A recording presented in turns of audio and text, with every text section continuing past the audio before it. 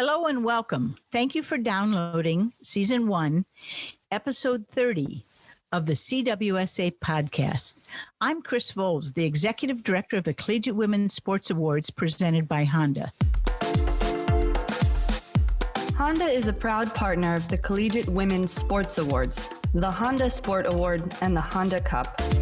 For more than 60 years in the United States, Honda has been committed to giving back to our communities, strengthening society, and helping people reach their life's potential.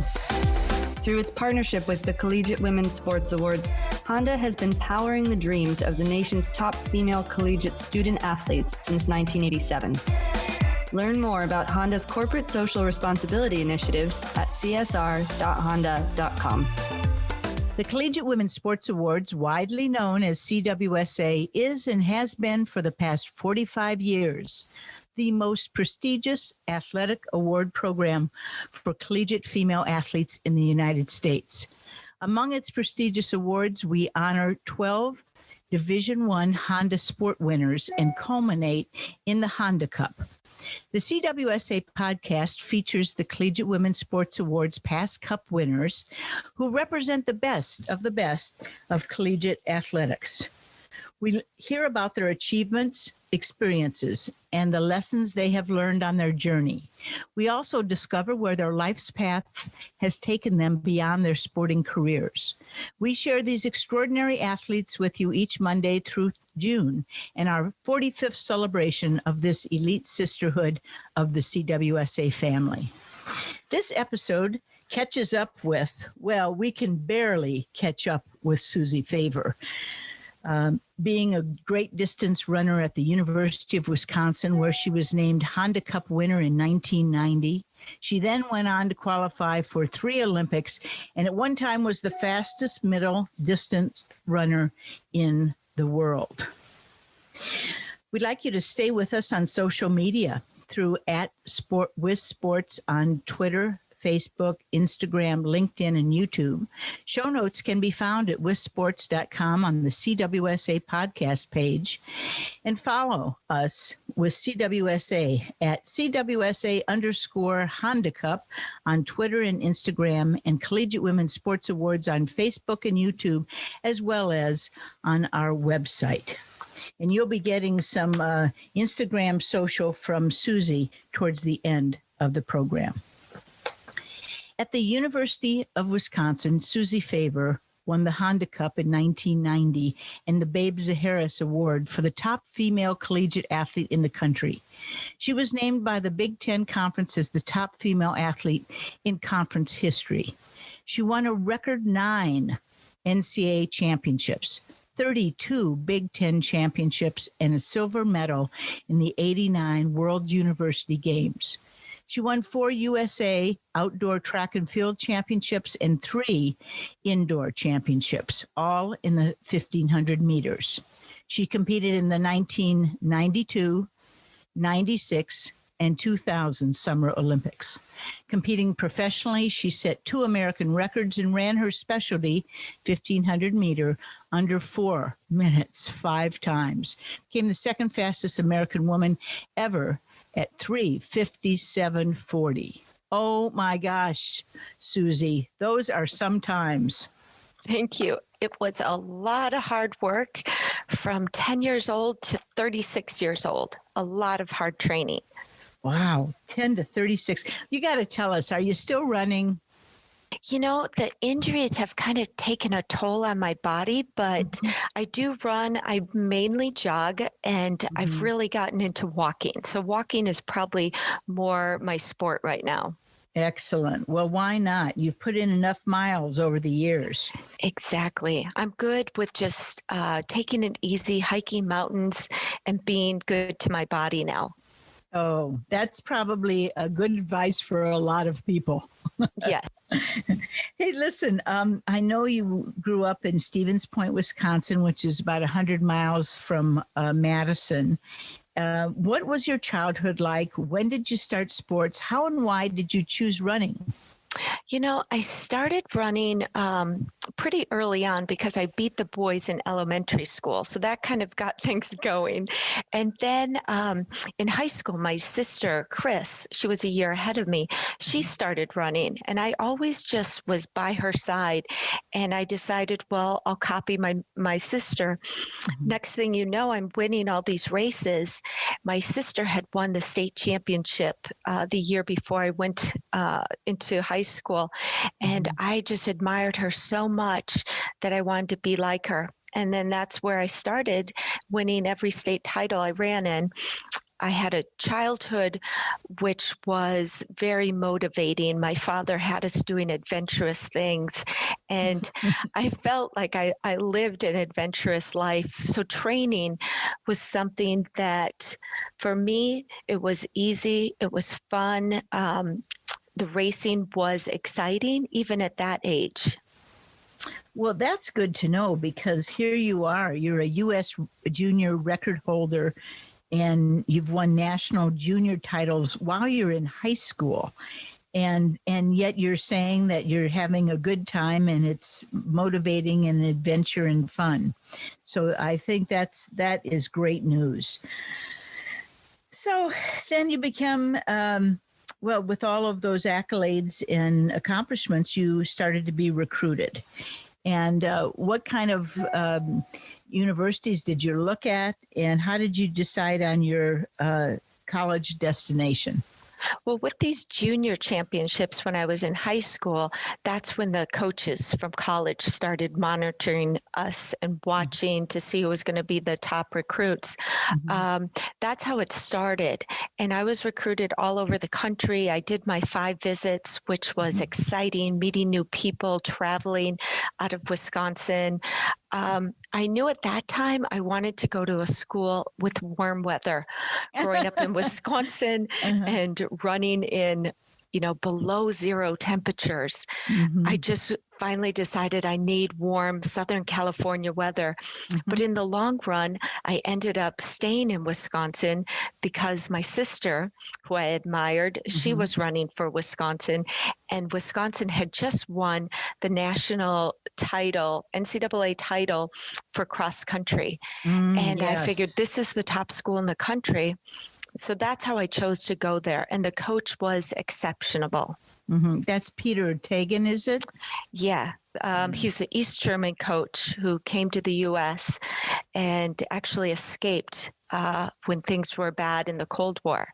So he had a different mentality about training, fierce, competitive, and he taught us tactics about how to get out of a box, how to use your elbows.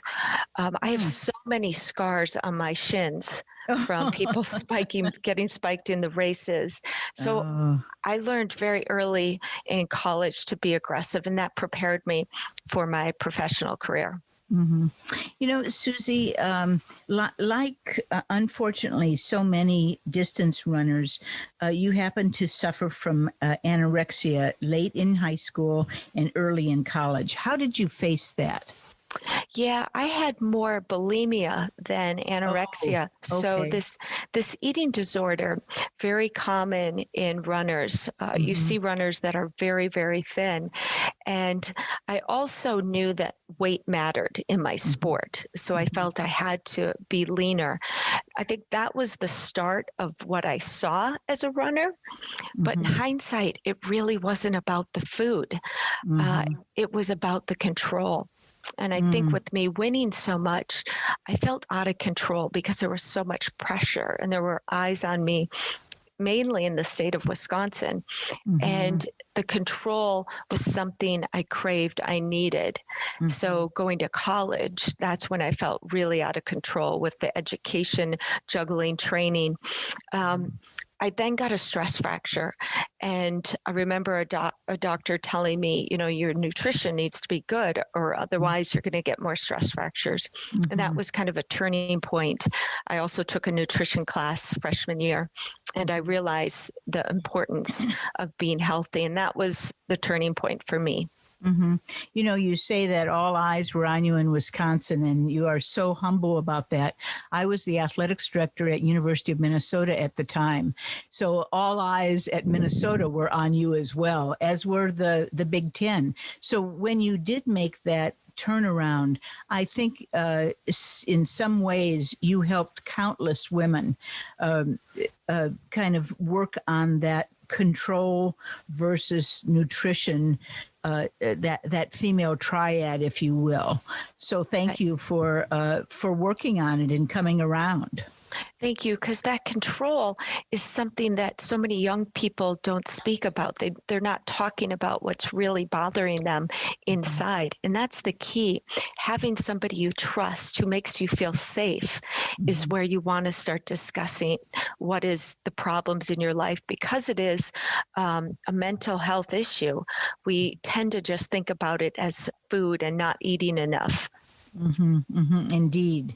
In 1990, you won the 800 and the 1500 at the NCAA Track and Field Championship. What did that take? I think you were the first woman to win those events in the same season. So this is not something that everybody just does if they're good. What did it take? I mean, I trained so hard, and I was very self-driven. So it was easy for me to push myself. And I had never lost a race, and I couldn't afford to not win these two. In my mind, this was everything. And my coach, Peter, he was exceptional at preparing me for races. He would tell me what to do, and I would just, do exactly what he said. And in that particular race, Meredith Rainey was running the 800, and I was told to take the pace out fast because Meredith had an exceptional kick. And if I took it out fast, I could take her kick out. So that was an example of what he did for me. But the thing was, I was so coachable that this would hurt me later in life because I lost my voice. I lost what was best for me because I was so coachable. I just did it. I never expressed myself. I never used that voice to help myself. It's very ironic and informing, Suzy. We've been doing these podcasts all year. And as I speak with the runners and the swimmers, they often say, I was great. When I ask them, they say, I was great because I was so coachable. I did what they said. And then later they say, when I talk to them about the transition, because many of them didn't have professional opportunities like you did. So we say, what was the transition like when you were done? And they said, I had to find myself. I had no idea who I really was. And they had some difficult transitions. So I think your reflections there are so instructive of the woman finding her voice after being absolutely rewarded for being coachable. Right. And I think going to that next level of competition in the professional world, you're starving for that help. You're looking for how can I continue to win and be stronger. So yeah, you're just looking for advice and listening to it and taking it all in.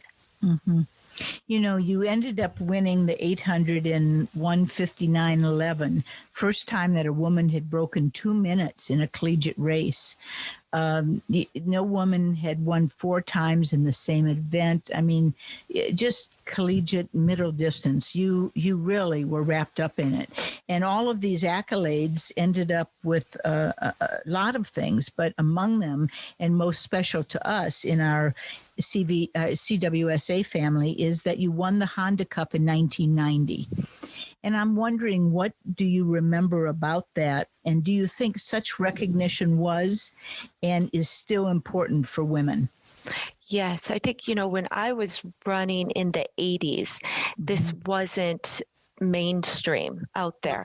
And I think what's happened is with this running and winning and all these other sports and these women advancing year by year, more recognition has come into place.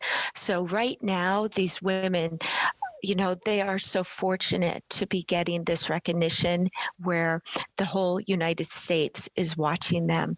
And this is paving the way for, these athletes to have better coaching, better treatments, better opportunities to get faster or stronger. And I'm just so happy to be a part of that. I feel so fortunate. I never take it for granted at all.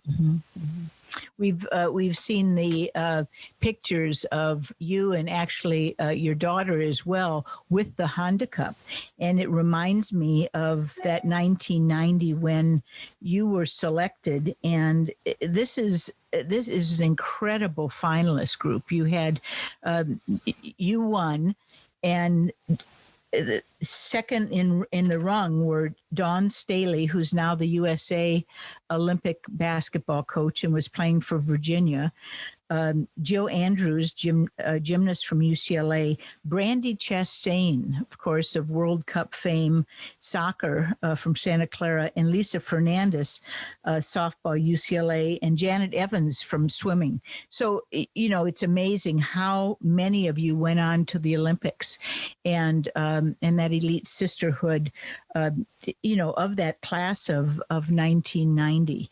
So congratulations. You really represented track and field in far and away a great way.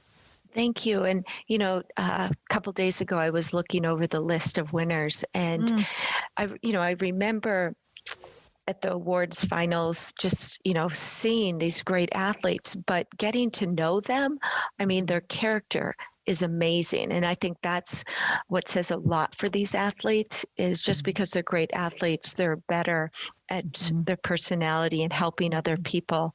So I feel lucky to be a part of this. And, it's also what I was thinking is, I was never in a sorority, but these girls are like, a sorority. We've all trained as hard. We all have so much in common. You're so right. And I remember on the 40th anniversary when we all met in LA, there were about 26 of you. And it was like a sorority reunion, because regardless of the sport, you all had, as you say, some commonalities. So we are thrilled to be celebrating 5 years later, the 45th, through some of these podcasts that catch up with the sisterhood.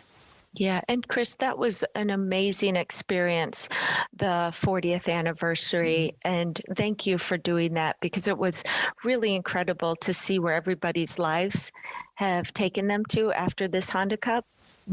Yeah, indeed. And later on, I will again mention that June 28th is our broadcast this year. It's out of New York City because of COVID. We're not able to gather in LA as we had hoped to do. So we're going to have to all hang on to the 50th, Suzy. Can't wait. Yeah.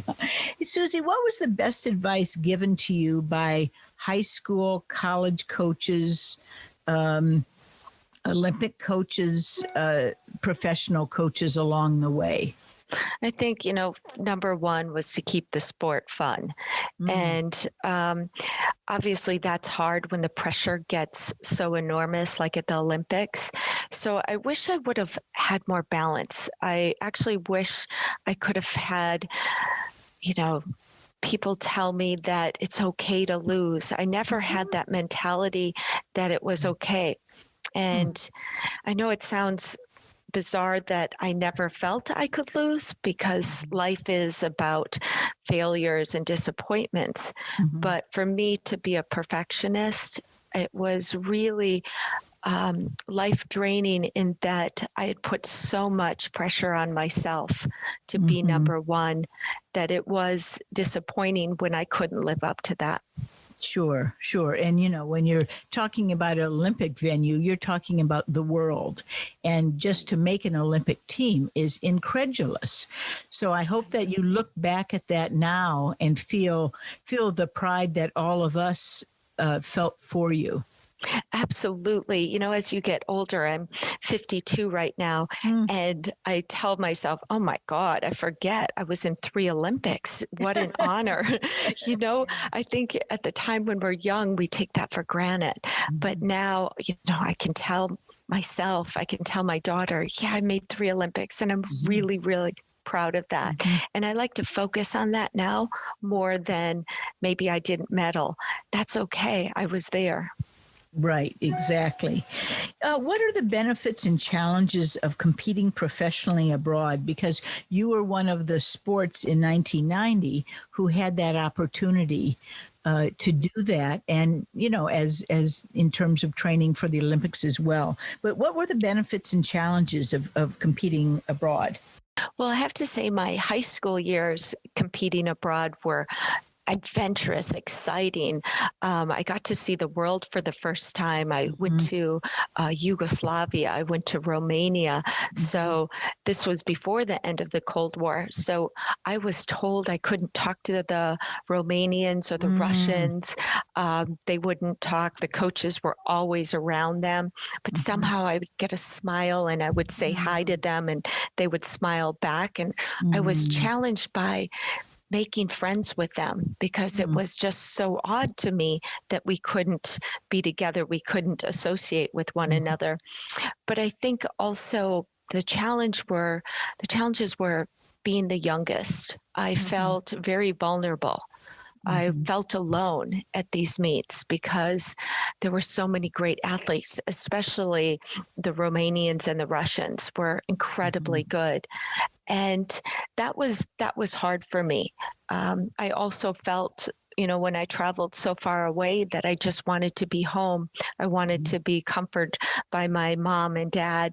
So traveling at a young age was tough, I have to say, but seeing some of the things that I was studying in high school, actually seeing them in person was amazing. Yeah, just a life experience that others were not getting.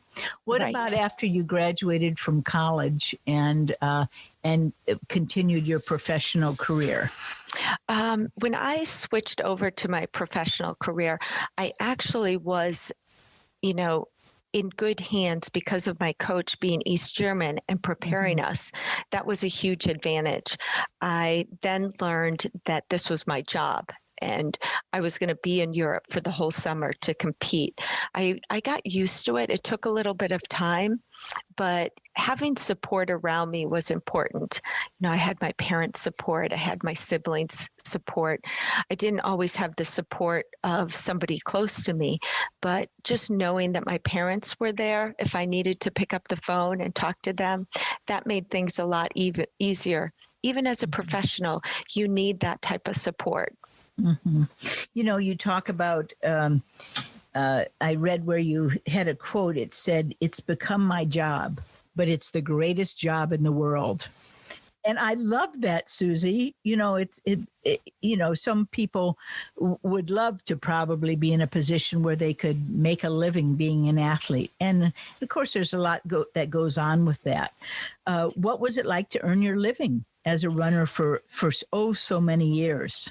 It was exciting. I had a friend who competed. She once told me, she was older than me, she said, compete as long as you can. This is such a great experience. And I remember her saying that. And I was able to compete up to 36 years old. Wow. And I loved the people. I have to say I'm a people person. And that to me was the best part of my traveling and competing. You know, I can look back at all the great races and wow, that was really exciting. But the people are what makes it the greatest experience. Suzy, you mentioned you competed till you were 36 years old, which is amazing. What were the qualities or attributes that contributed to making you a champion for so long? You know, I think it was just growing up a lot because of Wisconsin, having this work ethic, being able to train hard, the adversity of the weather. These were all things that really helped me out a lot, incredibly. Yeah. So you made that help you in the long term instead of otherwise. Got it. Right. And go just, ahead. Excuse me. Yeah. And just being tough, having that grit. I mean, that's what made me so good. Grit. I love that word. And yes, you had it. Oh. How did your 3 Olympics differ, and what did you learn from them? Those 3 Olympics, my gosh, that's what was that? 92, 96, and 2000. 2000. Wow. So 92 was probably the most exciting because it was the first team I made. My experience over in the race, I was new. I was new to professional running. So that Olympics didn't go as well as I expected or as well as sponsors wanted me to run. My second Olympics was in Atlanta. I actually made it in the 800, which wasn't my true event. So the experience was just a great experience being there again the second time. I loved it. Now, my third Olympics in 2000, I went in with the fastest time in the world, but I had peaked 2 months before that race. And as a runner, you have about 4 to 5 weeks to peak, meaning you can only run your fastest during that time. So when the Olympics came about, I was pretty much drained. I am so fortunate that I made it to the final in my third Olympics. With the challenges that I was dealing with. I also had an injury. I was also dealing with my brother. He had died, and I had this pressure on me. Obviously, I put this pressure on myself that I needed to win this race in honor of my brother. Maybe it could take some of the pain away from my family. It was way too much pressure to put on myself. And so when I was in the race, I panicked. I actually had an anxiety attack, and I fell with 100 yards to go. But I also realized that this final, with 200 to go, I was running just on fumes. And somehow I actually made the end of this race. Even after I fell, I got up. So, you can look at it. Some people would look at it as a failure. And I look at it as, you get back up when tough things happen. You get back up and you get out there and you make the best of it. Well, I thought, it was, I guess, well publicized that you dedicated your 2000 Olympic race to your brother Dan, who had been diagnosed with a manic depression and had died by suicide. And what a thing to think that, you could, again, it was a giving nature to say it would make it feel better for my parents if I won. And yet it was not to be. But again, you're talking about getting up, and it's not how many times you fall down, as they say, it's how many times you get up. Exactly. And you mentioned Dan. And the thing is, I know he would have been really proud of me. And that helps to give me some peace with all of this. Sure. At that time, did you have any role models for running or for life during this whole period of time? Because for 3 Olympics is a long time. Yeah. I had some runners that I idolized, and I ended up running against some of these women. I ended up beating them, which was incredible to beat your role models. But you know what? My mom was probably one of my best role models. She was so caring and loving. And what was amazing is her perspective in life. And I didn't always listen to that at a young age. And now, as I get older, even the advice and things she has said to me recently have meant the world to me. I wish I could have listened to her at a younger age, but I think you're rebelling and you think you know what's best.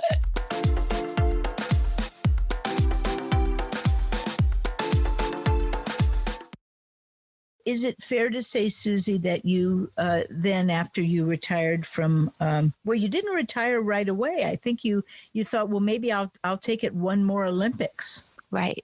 Is that right? Yeah, I was trying for 2004. And, after 2000, I was ready to be done. I dedicated my life to the sport, and I ended up continuing training, not because I wanted to. I felt like the person closest to me at that time was putting pressure on me to continue on making more money for the family. And it was something that I finally in my life spoke up and said, you know what, I'm done. I need to retire. I need to try and focus on the things I love in life. But I got stuck in some jobs that only hurt me and kind of put me back when I probably should have gotten into my art. I should have gotten into enjoying life. Yeah. So what you're saying is what you started with, and that it took you a while to find your voice. But when you found it, you said, okay, there it is. And is it fair to say that you suffered from a postpartum depression after having your daughter, Kylie, and then subsequently medications that triggered this bipolar mania that your family was used to in one form or another with Dan, but of course we're not accustomed with you? Right.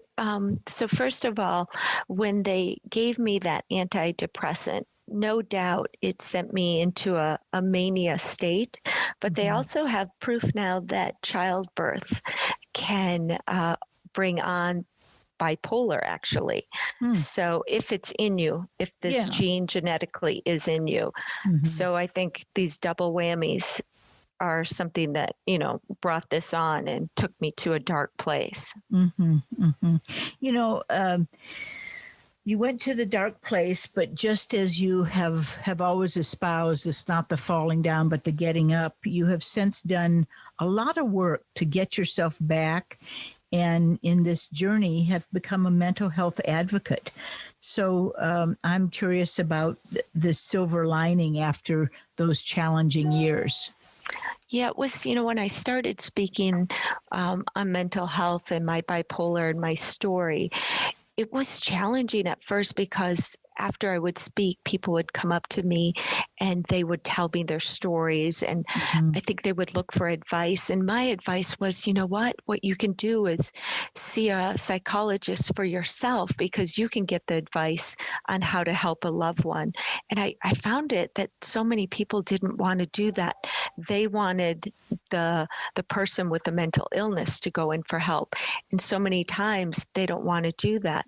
So I also encourage them to give more empathy for their loved one. And instead of judging them and thinking that they're doing something so outrageous or that they're a terrible person, instead show compassion and love. Because I think so many times with mental health issues or behaviors, people tend to shun them and shut them out. And that's when we need to, no doubt, have empathy for these people, because something is happening in their life. And I know for myself, when my story came out, I didn't have empathy from people. And it would have been nice if people would have said, something terrible is going on in her life.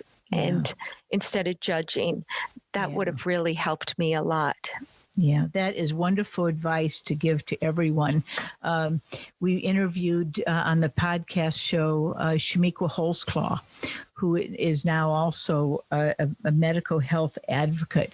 And she said similarly, you have some incidences, some things happen, and sometimes people just look at what happened, not why did it happen, how did it happen, and bless your heart, you're still loved, you're still cared for. Let's go to the next step. So I applaud you for taking the years of whether it be therapy or medication, determination, to really move past that, but to own it, because that's part and parcel of these human beings. We have chemicals, we have genetics, we have all sorts of things.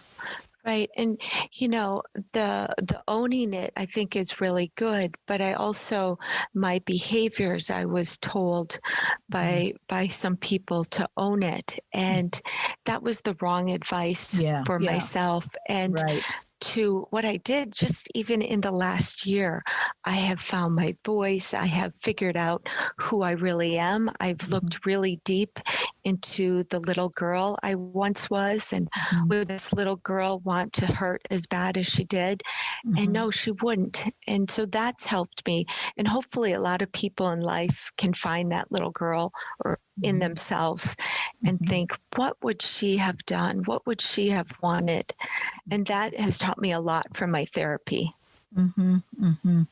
That's very instructive, and I think I think rather than me saying owning it is good, I think all of humanity needs to own that we're all different. We're all made differently, and different selves get expressed at different times.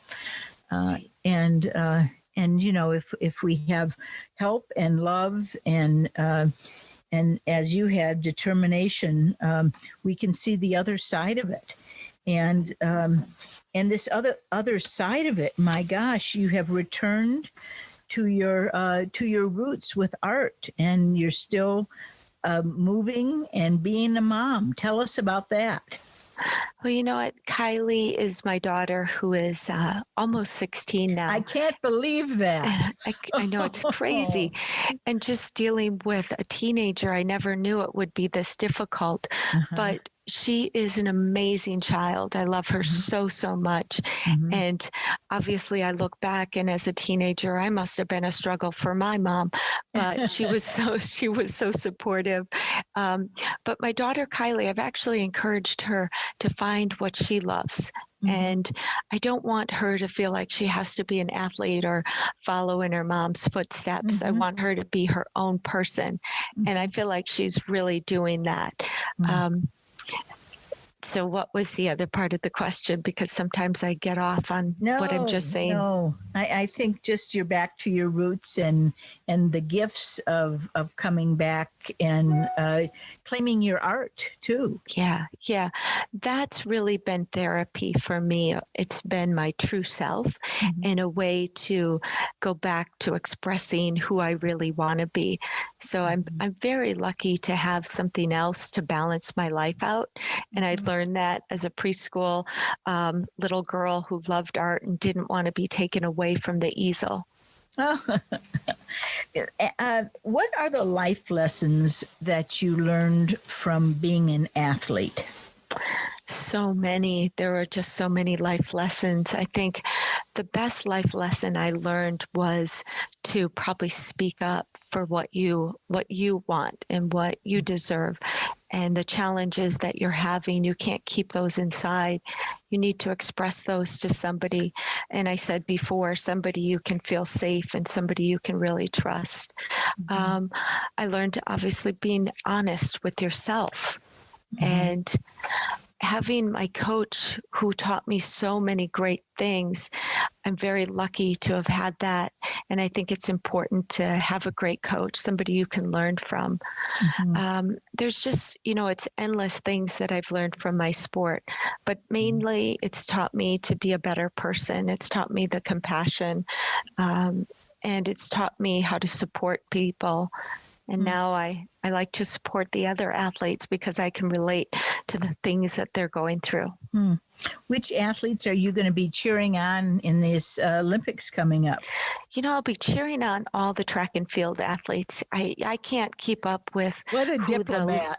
Who the latest and great athletes are, but I still love to watch the Olympics. This is going to be exciting, a challenging time for these athletes too. With COVID, how have they been training? Just the uncertainty of if the Olympics was even going to happen or not. Are there any life lessons from being an athlete that you transfer to being a mom of a 16-year-old? Patience, I would say, is number one, and just keep loving them no matter what. Just keep giving that love and that attention, and being humble, I think, is also good. And life is about that, and life is about them and helping them and supporting them. Was there any time when you were training and running that you that it was no longer joyful or an adventure for you? Yeah, I think I went through two periods. I went through one after the 92 Olympics. I switched coaches just for 3 years. Mm-hmm. And that particular coach helped me to find the love back in the sport. Mm-hmm. Took it very slow and started me training very easy. And I slowly learned to love it again. And then also after my third Olympics, when I fell, after that Olympics, I was ready to be done.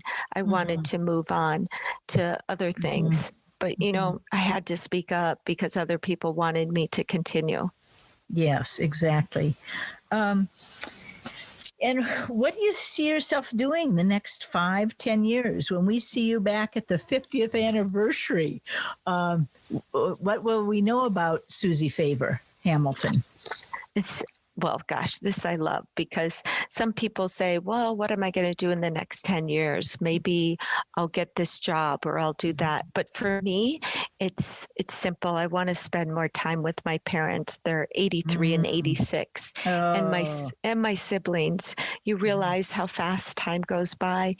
I want to do some of the mundane things, like I enjoy cleaning house. I enjoy running errands. I enjoy the mountains that I live by. I enjoy mountain biking. One of my favorite things in every day or at night before I go to bed is eating ice cream, having an ice cream cone. Before, when you're training, you can't have those sweets like you want. And I enjoy spending time with somebody special who was a runner at Harvard, a few years younger than me. So we enjoy doing a lot together. Oh, excellent. Excellent. Well, we sometimes, those of us who have never been professional in our athleticism, don't really understand the sacrifices that people give for so long. And it is so nice to have you reclaim all those simple pleasures that all adding up, make it a wonderful life for you. So I'm so pleased to hear this, Suzy. Thank you. And it's been an honor, though, to represent the Honda Cup. And, I guess for some time I didn't feel that I was doing a good job. And now I'm living a life of great integrity. And honestly, today, I will continue for the remaining days on my earth. I will do this. Oh, how wonderful. How wonderful. Yeah. I want to just leave that with the audience, but I also want to ask if there's anything else you'd like to leave with the audience as we close this podcast that celebrates the 45th anniversary. Well, definitely winning this award, the feeling that I have was better than any race that I won or any medal that I received. So this is truly an incredible honor and something, I have that award, that cup right on the counter looking out at everything. So I see it every day and just truly, really proud. So thank you for honoring the women who have done incredible things in sports.